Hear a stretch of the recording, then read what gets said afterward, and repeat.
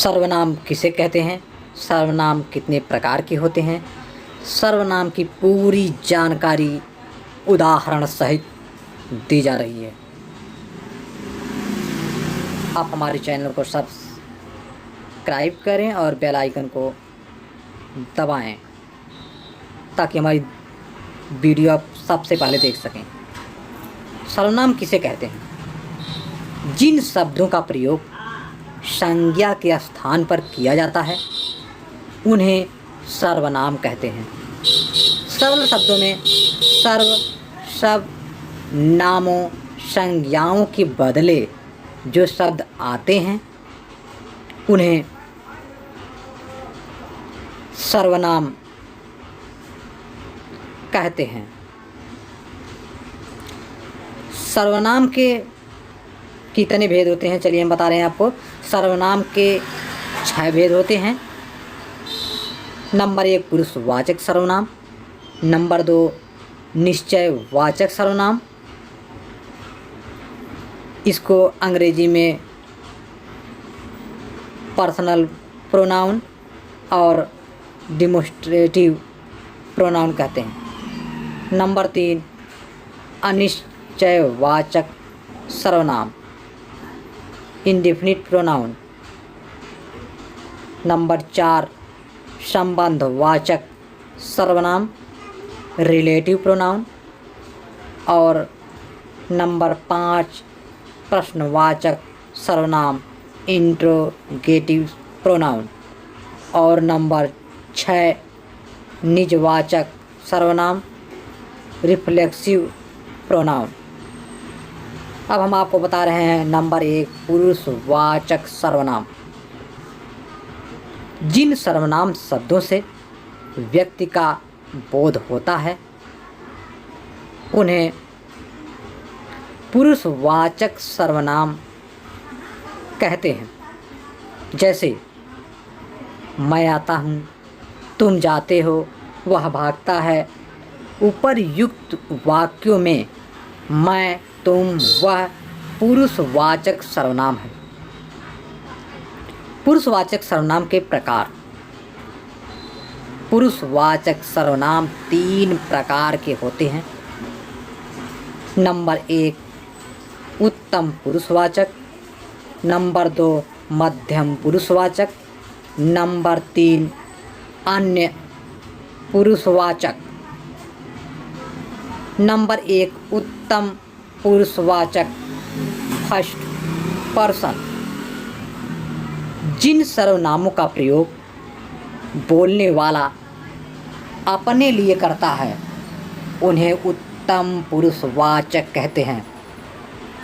जैसे मैं, हमारा, हम, मुझको, हमारी, मैंने, मेरा, मुझे आदि। नंबर 2 मध्यम पुरुषवाचक, सेकंड पर्सन। जिन सर्वनामों का प्रयोग सुनने वाले के लिए किया जाता है उन्हें मध्यम पुरुषवाचक कहते हैं। जैसे तू, तुम, तुम्हें, आप, तुम्हारे, तुमने, आपने आदि। नंबर 3 अन्य पुरुषवाचक, थर्ड पर्सन।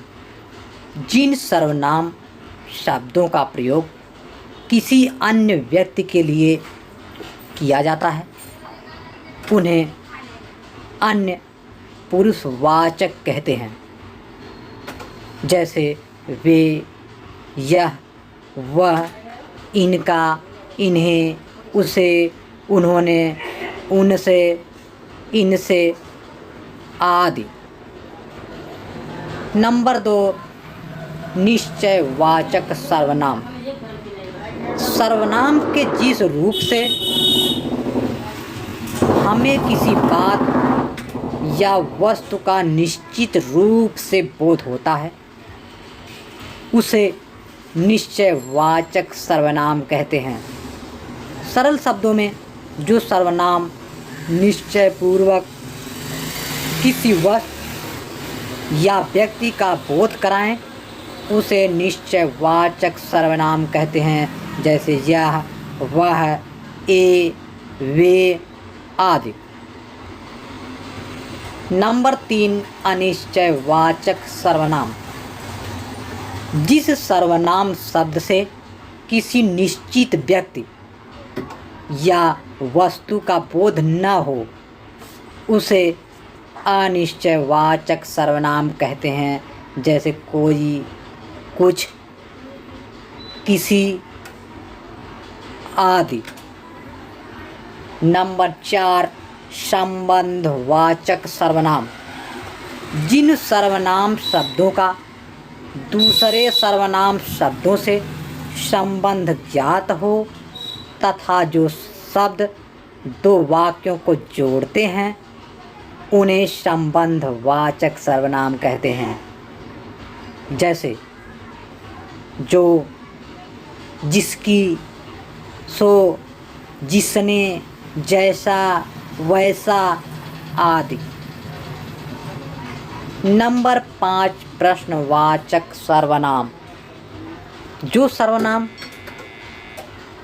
शब्द सवाल पूछने के लिए प्रयुक्त होते हैं,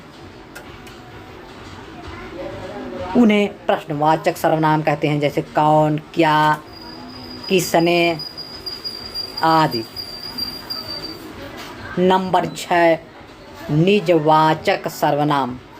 निज का अर्थ होता है अपना और वाचक का अर्थ होता है बोध, ज्ञान कराने वाला। अर्थात निजवाचक का अर्थ हुआ अपनेपन का बोध कराना। इस प्रकार जिन सर्वनाम शब्दों का प्रयोगकर्ता के साथ अपनेपन का ज्ञान कराने के लिए किया जाए, उन्हें निजवाचक सर्वनाम कहते हैं, जैसे अपने आप, निजी, खुद आदि। इसी के साथ हमारी यह वीडियो समाप्त होती है। अगर हमारी यह वीडियो आपको अच्छी लगी हो तो लाइक शेयर ज़रूर करें।